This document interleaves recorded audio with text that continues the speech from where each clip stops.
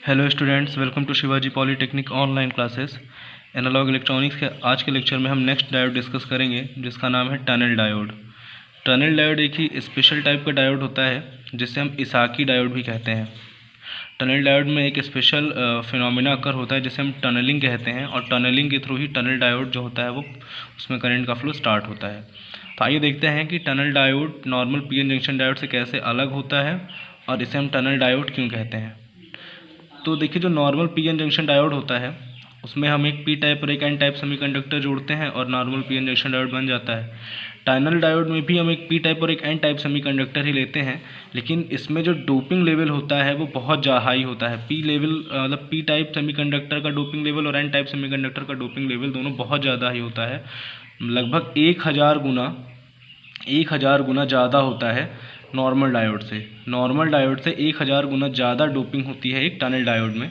ठीक है, इसका जो सिंबल होता है टनल डायोड का, कि अगर हम सिंबल की बात करें तो ये टनल डायोड का सिंबल होता है इस तरह से, जहाँ पे इसे हम बोलेंगे एनोड और इधर हम बोलेंगे इसे कैथोड। तो ये आपके टनल डायोड का सिंबल हो गया। तो देखिए, टनल डायोड में होता क्या है कि जब हम एक पी टाइप और एक एन टाइप सेमीकंडक्टर को आपस में जोड़ते हैं, एक पी टाइप सेमीकंडक्टर और एक एन टाइप सेमीकंडक्टर को आपस में जोड़ते हैं, तो यहाँ पे एक डिप्लीशन लेयर फॉर्म होती है। अब क्योंकि जो टनल डायोड होता है उसकी डोपिंग बहुत ज़्यादा होती है, उसकी डोपिंग बहुत हाई होती है, इसलिए यहाँ पे जो डिप्लीशन लेयर बनती है उसकी जो विड्थ है, जो चौड़ाई है, वो बहुत ही कम होती है। बहुत ही थिन डिप्लीशन लेयर यहाँ पे पी और एन के बीच में फॉर्म होती है। अब अगर यहाँ पे हम इसमें फॉरवर्ड बायस अप्लाई कर दें तो उस वजह से जो इलेक्ट्रॉन्स होते हैं वो जंक्शन को क्रॉस करके एन से पी में आने लगते हैं और करंट का फ्लो शुरू हो जाता है। देखिए, टनल डायोड जो होती है वो नॉर्मल डायोड से कैसे अलग होती है ये समझने के लिए यहाँ पर हम एक डायग्राम देखते हैं। मान लीजिए ये जो बैरियर यहाँ पे बनी है, यहाँ पे जो पोटेंशियल बैरियर बनती है पी और एन के बीच में, जो डिप्लीशन लेयर बनती है उस पर पोटेंशियल उत्पन्न हो जाता है ना, जिसे हम पोटेंशियल बैरियर कहते हैं। अगर यहाँ पे हम इस पोटेंशियल बैरियर की बात करें तो सपोज़ करिए कि अगर नॉर्मल डायोड में पोटेंशियल बैरियर बन रही है कुछ इस तरीके से, ठीक, ये नॉर्मल पीएन जंक्शन डायोड के लिए अगर पोटेंशियल बैरियर है, और यहाँ पे हम एक और पोटेंशियल बैरियर बना लेते हैं जो कि टनल डायोड के लिए है। यहाँ पे पोटेंशियल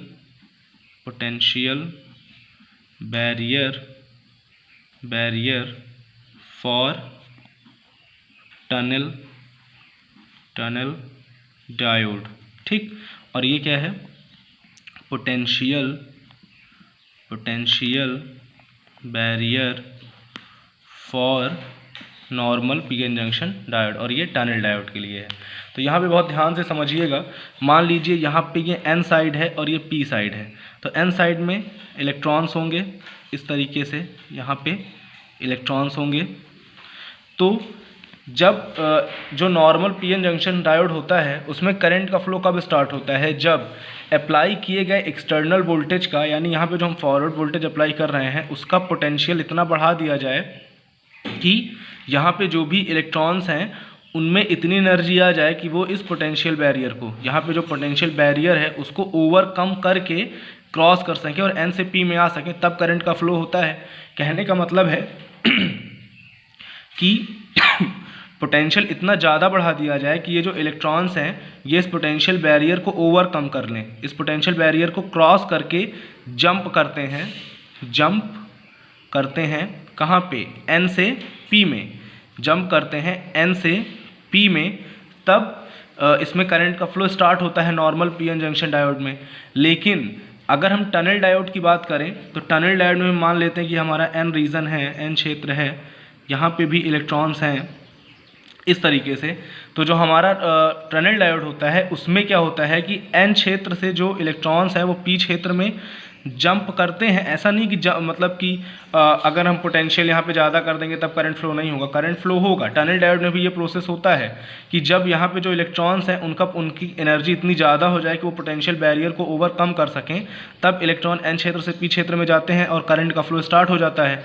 लेकिन टनल डायोड में जो थोड़ा सा डिफरेंस है वो ये है कि यहाँ पे ये जो इलेक्ट्रॉन्स हैं ये पेंट्रेट कर जाते हैं इस डिप्लीशन लेयर में, पेंट्रेट कर जाते हैं इस डिप्लीशन लेयर में, पेंट्रेट करते हैं यानी कि इसमें घुस के क्रॉस कर जाते हैं, एन से पी में पहुंच जाते हैं। यानी कि जैसे मान लीजिए अगर ये पोटेंशियल बैरियर बनी है, ये पी है और ये एन है, तो यहाँ से जो इलेक्ट्रॉन होंगे ये पोटेंशियल बैरियर में पेंट्रेट कर जाएंगे, पोटेंशियल बैरियर में घुस के एन से पी में चले आएंगे। ये प्रोसेस होता है टनल डायोड में और इसे ही हम टनलिंग कहते हैं, इसे ही टनलिंग का प्रोसेस कहते हैं।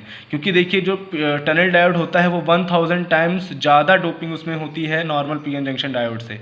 तो इसीलिए यहाँ पे अगर हमने फॉरवर्ड बायस में से कनेक्ट किया और इस पर हमने इसका फॉरवर्ड बायस में हमने पोटेंशियल बढ़ाया, तो कम पोटेंशियल पे ही, यानी कि भले ही हमारा जो हमने अप्लाई किया है वोल्टेज वो यहाँ पे जो यहाँ पे जो पोटेंशियल बैरियर है उससे कम हो, फिर भी इलेक्ट्रॉन टनलिंग के थ्रू एन से पी क्षेत्र में जाने लगते हैं और जिस वजह से करंट का फ्लो स्टार्ट हो जाता है।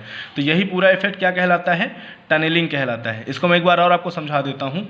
नॉर्मल पीएन जंक्शन में क्या होता है कि इलेक्ट्रॉन एन क्षेत्र से पी क्षेत्र में तभी जंप करते हैं जब अप्लाई किया गया एक्सटर्नल वोल्टेज पोटेंशियल बैरियर से ज़्यादा हो जाए, पोटेंशियल बैरियर को ओवरकम कर ले, तब ये इलेक्ट्रॉन्स में इतनी एनर्जी आ जाती है कि ये एन से पी क्षेत्र में जंप कर लें। देखिए यहाँ पे इलेक्ट्रॉन कहाँ पे मौजूद हैं, पोटेंशियल बैरियर के ऊपर, पोटेंशियल बैरियर यहीं तक है ना, इसके ऊपर जो इलेक्ट्रॉन पहुँच जाएंगे वही एन से पी क्षेत्र में जंप करेंगे और करंट का फ्लो स्टार्ट होगा। ये नॉर्मल पीएन जंक्शन डायोड के लिए है। लेकिन टनल डायोड की बात करें तो यहाँ पे देखिए हमने एक्सटर्नल बैटरी लगाई और एक्सटर्नल वोल्टेज को जब बढ़ाया तो इलेक्ट्रॉन यहाँ पे देखिए डायरेक्ट जो डिप्लीशन लेयर है उसमें से पेंट्रेट कर रहे हैं, उसमें से घुस कर पी क्षेत्र में आ जा रहे हैं इलेक्ट्रॉन्स, एन क्षेत्र से ये डिप्लीशन लेयर से घुस के एन से पी क्षेत्र में आ जा रहे हैं। इसी प्रोसेस को हम टनलिंग कहते हैं। तो यहाँ पे हम ये देख रहे हैं कि भले ही एक्सटर्नल वोल्टेज का मान पोटेंशियल बैरियर के मान से ज़्यादा नहीं हुआ है, फिर भी इलेक्ट्रॉन्स एन क्षेत्र से पी क्षेत्र में आ रहे हैं और करंट का फ्लो स्टार्ट हो जाता है। तो इसी प्रोसेस को हम क्या कहते हैं, टनलिंग कहते हैं। यही प्रोसेस क्या कहलाता है, टनलिंग कहलाता है। और इस तरह के डायोड को हम टनल डायोड कहते हैं। और ऐसा क्यों होता है, क्योंकि जो टनल डायोड होता है उसकी डोपिंग बहुत ज़्यादा होती है, नॉर्मल डायोड से 1000 गुना ज़्यादा होती है। इस वजह से इसमें जो डिप्लीशन लेयर बनती है वो बहुत ही पतली होती है, बहुत ही थिन होती है। ये जो पूरा प्रोसेस है इसको हम एनर्जी बैंड डायग्राम की हेल्प से भी समझ सकते हैं। तो मैं बहुत ही सिंपल तरीके से इसको आपको समझाने जा रहा हूँ। बहुत सिंपल तरीके से मैं एनर्जी बैंड डायग्राम का यूज़ करके आपको समझाने की कोशिश करूँगा, तो आप लोग ध्यान से समझिएगा इसको। और अगर कहीं दिक्कत होती है तो आप लोग ज़रूर पूछ लीजिएगा। शुरुआत में क्या करते हैं, मान लीजिए यहाँ पे हमने एक पीएन जंक्शन डायोड बनाया और यहाँ पे कोई बैटरी नहीं लगी है। शुरुआत में मान लीजिए यहाँ पे ये बैटरी नहीं लगी है, तो ये नो बायस की कंडीशन में है अभी। तो नो बायस की कंडीशन में क्या होता है कि जब पहले तो ये समझ लीजिए कि हम पी टाइप को बहुत ज़्यादा डोप करते हैं और एन टाइप को बहुत ज़्यादा डोप करते हैं, यानी पी क्षेत्र और एन क्षेत्र की डोपिंग बहुत ज़्यादा होती है। इसलिए उनमें डोपिंग करने के पश्चात हम मान लेते हैं कि ये हमारा पी क्षेत्र है, जिसमें ये पी क्षेत्र का वैलेंस बैंड है और ये पी क्षेत्र का कंडक्शन बैंड है, ठीक। और उसी के साथ यहाँ पे हम एन क्षेत्र बना लेते हैं, यहाँ पे हम एन क्षेत्र बना लेते हैं। डोपिंग के बाद की बात हो रही है। यहाँ पे ये एन क्षेत्र का वैलेंस बैंड है और ये एन क्षेत्र का कंडक्शन बैंड है और इनके बीच में डिप्लीशन लेयर है, इनके बीच में डिप्लीशन लेयर है, ठीक। तो यहाँ पे देखिए जो कंडक्टिंग इलेक्ट्रॉन्स होते हैं वो कहाँ होंगे, कंडक्शन बैंड में होंगे, वो कंडक्शन बैंड में होंगे एन क्षेत्र के, ठीक। ये है एन क्षेत्र और ये है पी क्षेत्र, ठीक। और यहाँ पे वैलेंस बैंड में कुछ होल्स होंगे, वैलेंस बैंड में कुछ होल्स होंगे।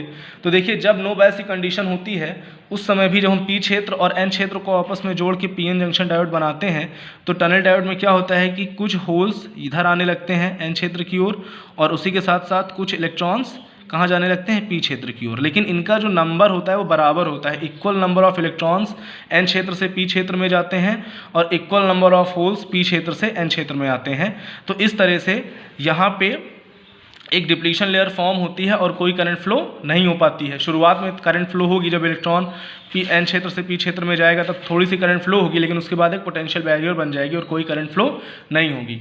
लेकिन मान लीजिए नेक्स्ट स्टेप में जब हम इसको फॉरवर्ड बायस में कनेक्ट करते हैं और वोल्टेज को बढ़ाते हैं तब क्या होता है, जब इसे हम फॉरवर्ड बायस में कनेक्ट करते हैं और वोल्टेज को बढ़ाते हैं तब क्या होता है, ये वैलेंस बैंड है पी क्षेत्र का, ये कंडक्शन बैंड है पी क्षेत्र का।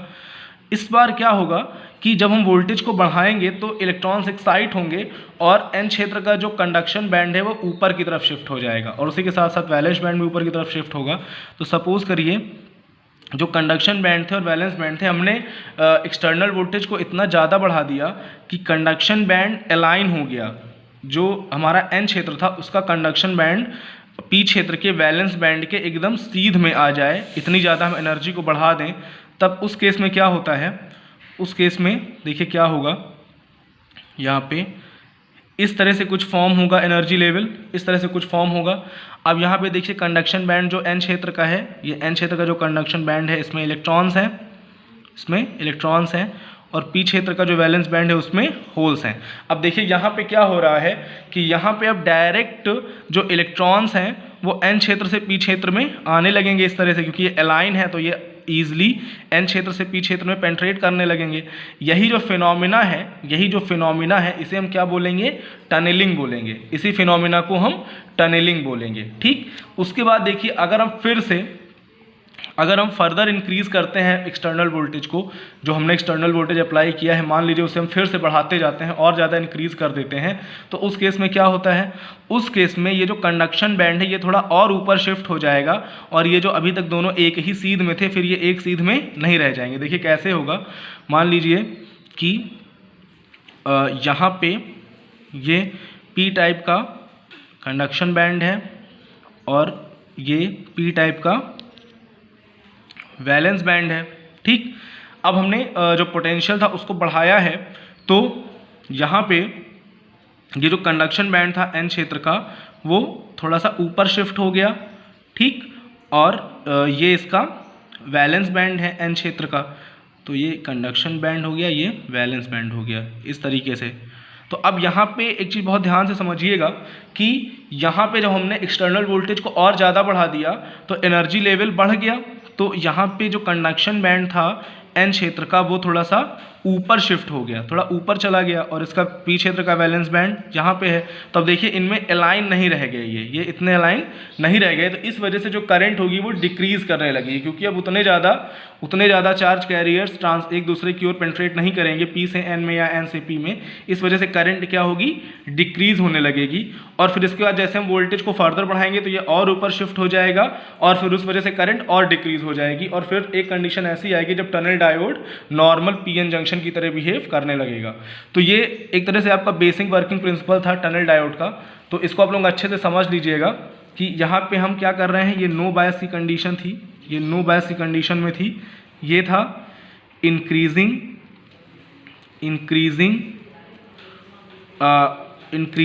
इनपुट वोल्टेज या इंक्रीजिंग एक्सटर्नल वोल्टेज, और ये लास्ट था ये मोर इंक्रीजिंग एक्सटर्नल वोल्टेज। तो ये तीन कंडीशंस थी। देखिए इन दोनों के बीच में एक और कंडीशन आती है, मान लीजिए यहाँ पे एक और कंडीशन ले लेते हैं। ये हो गया हमारा पी क्षेत्र का कंडक्शन बैंड, और ये हो गया पी क्षेत्र का वैलेंस बैंड। ठीक, और यहाँ पे हमारा ये एन क्षेत्र का कंडक्शन बैंड हो गया और ये एन क्षेत्र का वैलेंस बैंड हो गया। तो इस कंडीशन में देखिए यहाँ पे अगर हम देखें तो अभी तक ये EV यानी कि पी क्षेत्र के वैलेंस बैंड और एन क्षेत्र के कंडक्शन बैंड के बीच में ज़्यादा गैप था, लेकिन हम यहाँ पे देखें तो ये गैप कुछ कम हो गया है। तो जैसे ही हम थोड़ा सा एक्सटर्नल वोल्टेज अप्लाई करते हैं, on applying small external voltage, on applying small external voltage क्या होता है, यहाँ पे कुछ इलेक्ट्रॉन्स जंक्शन को क्रॉस, कुछ इलेक्ट्रॉन्स जंक्शन से पेंट्रेट होके पी क्षेत्र में जाने लगते हैं, एन क्षेत्र से पी क्षेत्र की ओर जाने लगते हैं, जिससे थोड़ी सी करंट बहनी स्टार्ट हो जाती है। तो यहीं से टनलिंग का प्रोसेस यहीं से स्टार्ट हो जाता है। जब हम थोड़ा सा एक्सटर्नल वोल्टेज अप्लाई करते हैं, on applying small external voltage, तभी यहाँ पे टनलिंग का प्रोसेस शुरू हो जाता है। और यहाँ पे जब पी क्षेत्र का वैलेंस बैंड और एन क्षेत्र का कंडक्शन बैंड एक सीध में आ जाते हैं, तब ये अपने मैक्सिमम वैल्यू पे पहुंच जाता है, तब टनलिंग मैक्सिमम टनलिंग होती है और करंट का मान अपने पीक पे होता है। और उसके बाद जब हम फिर से वोल्टेज को इंक्रीज करते जाते हैं तो पीक के बाद अगर हम वोल्टेज को इंक्रीज करेंगे एक्सटर्नल वोल्टेज को तो वैल्यू घटने लगती है करंट की। तो ये सारी चीज़ें हम नेक्स्ट लेक्चर में इसका वीआई कैरेक्टरिस्टिक पढ़ेंगे और इसकी रिटन फॉर्म में इसकी नोट्स देखेंगे, तब ये सारी चीज़ें क्लियर करेंगे नेक्स्ट लेक्चर में।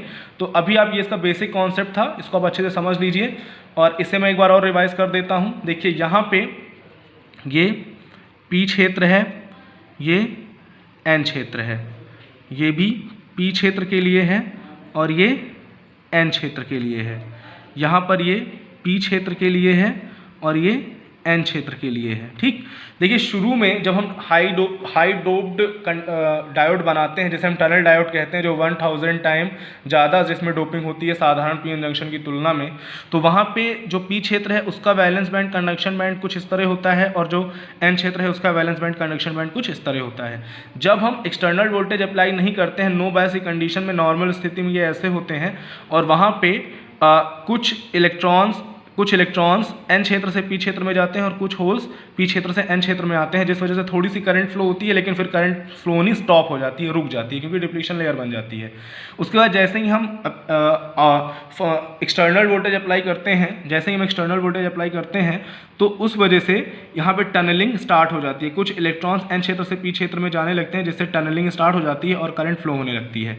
फिर से जब हम इंक्रीज करते हैं एक्सटर्नल वोल्टेज को और ज़्यादा, तो पी क्षेत्र का वैलेंस बैंड और एन क्षेत्र का कंडक्शन बैंड दोनों एक सीध में आ जाते हैं और करंट की जो इलेक्ट्रॉन्स की जो टनलिंग है पी एन क्षेत्र से पी क्षेत्र में थ्रू द डिप्लीशन लेयर वो बढ़ जाती है और करंट अपने मैक्सिमम वैल्यू पे, पीक वैल्यू पे पहुंच जाता है। पीक वैल्यू पे जब करंट पहुंचता है, उसके बाद जब हम एक्सटर्नल वोल्टेज को और ज़्यादा बढ़ाते हैं, इंक्रीज करते हैं, तब उस स्थिति में क्या होता है कि ये जो एन क्षेत्र का कंडक्शन बैंड है ये पी क्षेत्र के वैलेंस बैंड को ओवरलैप कर जाता है, यानी उससे ऊपर हो जाता है और अलाइन नहीं रह जाते हैं ये। तब जो करंट है उसका मान घटने लगता है और फिर अगर हम फर्दर वोल्टेज को इंक्रीज करेंगे एक्सटर्नल वोल्टेज को, तो करंट का मान और ज़्यादा घटेगा और फिर एक सर्टेन लेवल के बाद वो नॉर्मल पी एन जंक्शन की तरह बिहेव करने लगेगा। तो ये पूरा इसका एक वर्किंग फिनोमेना है, वर्किंग प्रिंसिपल का एक इंट्रोडक्शन था, जिसको आप लोग अच्छे से समझ लीजिएगा। और अगर यहाँ पे कहीं पे कोई प्रॉब्लम है तो आप लोग कमेंट करके, बिल्कुल बेहिचक आप लोग कमेंट करके पूछ लीजिए, मैसेज करके पूछ लीजिए। और कहीं भी कॉन्सेप्ट में कहीं भी कोई प्रॉब्लम हो तो उसको तुरंत पूछिए, कोई भी डाउट मत रखिएगा। नेक्स्ट लेक्चर में हम इसकी वीआई कैरेक्टरिस्टिक को डिस्कस करेंगे डिटेल में और हम समझेंगे कि कैसे इसकी वीआई कैरेक्टरिस्टिक, देखिए ये जो डायग्राम्स बने हैं एनर्जी लेवल डायग्राम्स, इन्हीं की मदद से हम वीआई कैरेक्टरिस्टिक को समझ लेंगे। बहुत ईजी है, कोई दिक्कत नहीं होगी। और मैं नेक्स्ट लेक्चर में आपको रिटन फॉर्म में प्रोवाइड कराऊंगा इसकी नोट्स, तो पढ़ते रहिए। और कोई भी कॉन्सेप्ट कहीं पे समझ में ना आया हो तो आप लोग बिल्कुल क्वेश्चन पूछ लीजिए। Thank you very much.